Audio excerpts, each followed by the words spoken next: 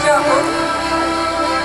आकाशामध्ये आज चमकणाऱ्या ताऱ्यांऐवजी भारतरत्न महामानव विश्वभूषण डॉक्टर बाबासाहेब आंबेडकर यांच्या विचारांचे तारे या द्रोणच्या रूपाने चमकत आहेत.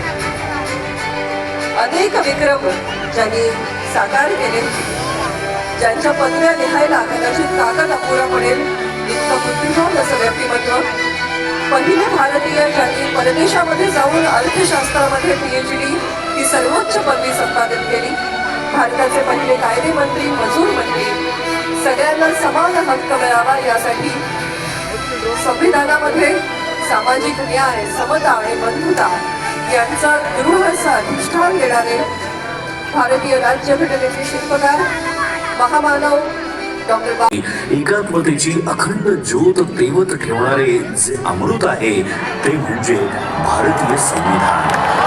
या संविधानाचे शिल्पकार म्हणजे डॉक्टर बाबासाहेब आंबेडकर, एक असा महामानव ज्यांच्या विचारांची उंची हिमालया एवढी भव्य, ज्यांच्या संघर्षाची गाथा समुद्रा एवढी अथांग आणि ज्यांच्या कार्याची किमया आकाशा एवढी व्यापक आहे.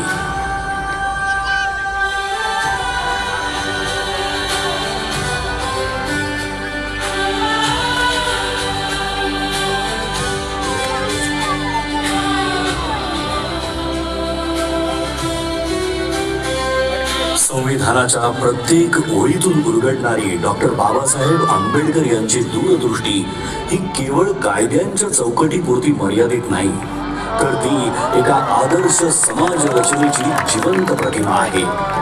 न्याय, स्वातंत्र्य, समता आणि बंधुत्व या मूल्यांच्या आधारावर त्यांनी असा भारत घडवला. पाण्याच्या एका थेंबासाठीही त्यांना वंचित ठेवलं जाईल, परंतु या सगळ्या अन्यायाच्या जखमांमध्येही त्यांच्या अंतःकरणात परिवर्तनाची तेजस्वी ज्वाला धगधगत होती. त्यांना ज्ञात झालं होतं की शिक्षण हेच ते शस्त्र आहे जे अज्ञानाच्या अंधाराला चिरून टाकतं आणि माणसाला स्वाभिमानाने जगण्याची ताकद देतं. या जिद्दीच्या जोरावर ज्ञानाचा अखंड प्रवास सुरू झाला.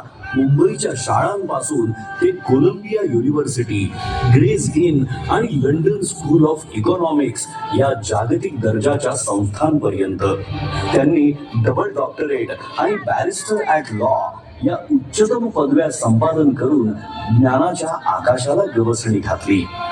त्या काळात इतक्या उच्च शिक्षणाची किमया साधणारे ते एकमेव भारतीय ठरले.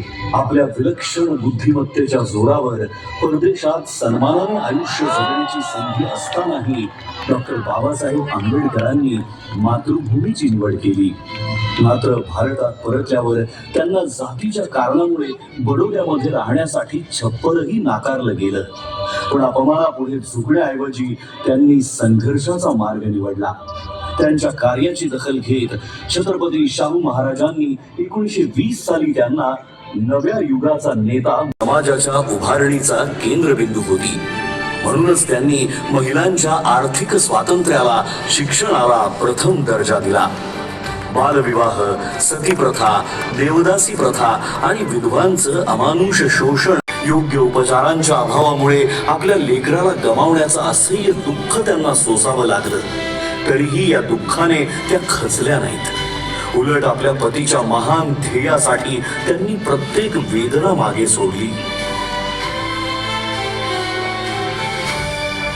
डॉक्टर बाबासाहेब आंबेडकरांनी केवळ दलितांच्या वेदनांना वाचा फोडली नाही, तर त्या प्रत्येक माणसासाठी आवाज उठवला ज्याच्यावर अन्याय झाला, जो शोषित होता आणि ज्याला आपल्या कष्टांचं योग्य मूल्य मिळत नव्हतं. कोकणच्या मातीतील शेतकऱ्यांच्या शोषणाविरुद्ध त्यांनी थेट आवाज उठवला आणि खोटी पद्धती या अन्याय, समता आणि बंधुत्व ही मूल्ये त्यांना विशेषतः भगवान बुद्धांच्या तत्वज्ञानातूनच सापडली.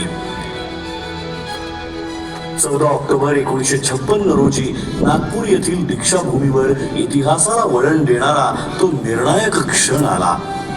त्या दिवशी डॉक्टर बाबासाहेब आंबेडकरांनी बौद्ध धम्माचा स्वीकार केला आणि सुमारे 5 लाख अनुयायांना धम्मदीक्षा देऊन एका महान सामाजिक क्रांतीची सुरुवात केली. जगातील त्यांनी केवळ संविधानाची निर्मिती केली नाही, तर एका सशक्त, न्यायप्रिय आणि एकात्म राष्ट्राचा पाया रचला. म्हणूनच ते केवळ एका समाजाचे नेते नाहीत, तर संपूर्ण भारताचे राष्ट्र निर्माते आहेत. अशा या महान विभूतीचे, या युगपुरुषाचे आपण आज कृतज्ञतेने स्मरण करूया आणि अभिमानाने, आत्मसन्मानाने आणि एकतेच्या भावनेने म्हणूया, जय भीम, जय भीम, जय भीम.